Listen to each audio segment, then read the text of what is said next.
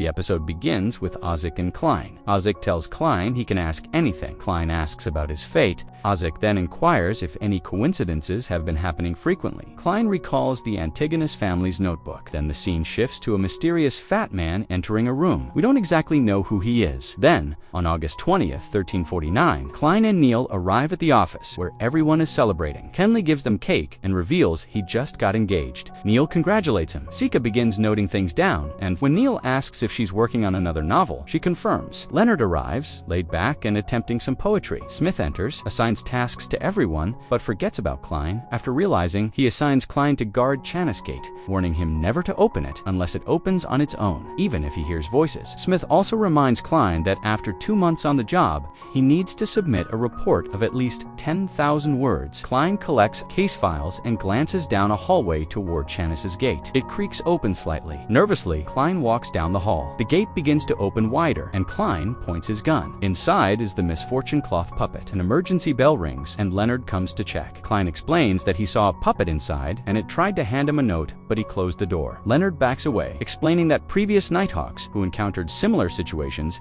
disappeared without a trace. He begins casting a spell when something mysterious appears behind him. It was none other than Neil, suffering from stomach issues, and he immediately rushed to the restroom. Leonard explains that the puppet has been inactive for decades, suggesting that a recently added artifact might be causing the disturbance. And the artifact that have been added recently was the Antigonus family's notebook. Klein returns to the gray fog and reviews Roselle's papers. He thanks his companions. Miss Justice asks when she might fully digest the spectator potion. Klein replies that digestion usually takes between 1 to 6 months. The Hanged Man brings up a rumor about a Sequence 8 listener of the Aurora Order searching for the true creator's holy residence. Justice asks who the true creator is. The Hanged Man explains that some organizations believe the creator never died and that his essence became the true creator. Roselle even modeled the Hanged Man tarot card after him. Klein remarks he prefers to call him the fallen creator. The Hanged Man offers to repay Klein. Klein asks for more pages of Roselle's diary or information about the Antigonus family. The Hanged Man shares that the family's roots trace back to the Third Epoch. They supported the Blood Emperor and helped found the Tudor Empire. By the Fourth Epoch,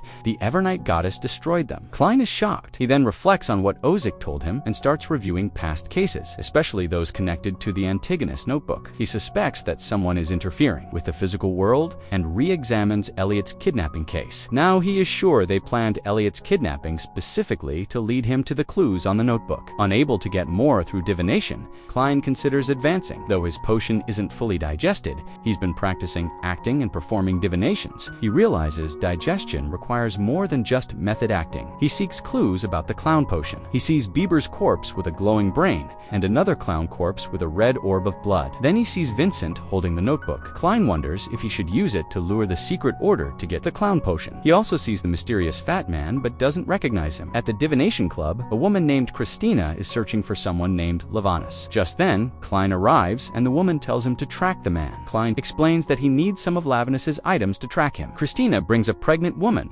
claiming Lavanus is the father. Klein explains the baby must be born first. Christina then asks for the nearest clinic and tries to take the women. Klein tries to use his divination to see, but the woman pushes him and leaves. Klein shows Angelica the fat man's picture and asks if she knows him. She recalls seeing him with Vincent outside the divination club a month ago. They had discussed about some mountain ruins. The scene shifts to a library and we see the same fat man arriving there. Inside the library, Klein checks records and sees the name Lavanus. He also spots another name, Sirius Arapis, who vanished around July 14th, and the date of Vincent's death was July 15. Klein then goes to the archaeology section and takes a book out and sees the fat man. Klein was confused about what to do, but the man suddenly ran. Klein gives chase, but the man jumps out the window, leaving a trail of blood. Following the trail, Klein is attacked by a monstrous version of the fat man. He shoots him dead. Man is revealed to be from the Secret's Supplicant pathway, Sequence 9. Klein performs a divination to obtain the clown potion recipe.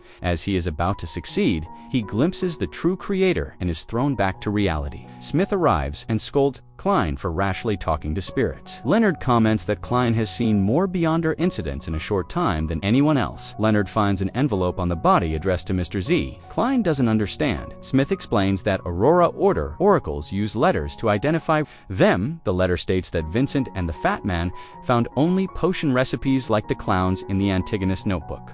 Klein says he was close to discovering the clown potion recipe himself, but got interrupted. Smith says the recipe must be authenticated by the Holy Cathedral. The letter also claims that the Antigonus family's treasure of resurgence might be hidden in the main peak of the Hornices mountain range within the Evernight ruins. It ends with a plea for help with Doomsday and is signed by Sirius Erebus. Klein realizes the Fat Man was serious. Klein returns to the gray fog and reflects on Leonard's words. He considers how many Beyonders he has encountered and concludes that someone might be orchestrating everything. He recalls the biggest coincidence in his life, Klein shooting himself. Klein uses divination to uncover the reason behind his suicide, but sees almost nothing. Suddenly, his potion is fully digested. He realizes the key was not relying solely on divination. Now able to move more freely, he sees a factory with 2 red chimneys. Before being pulled back into the gray fog, Klein suspects that the person behind everything could be at that factory, and the episode ends there.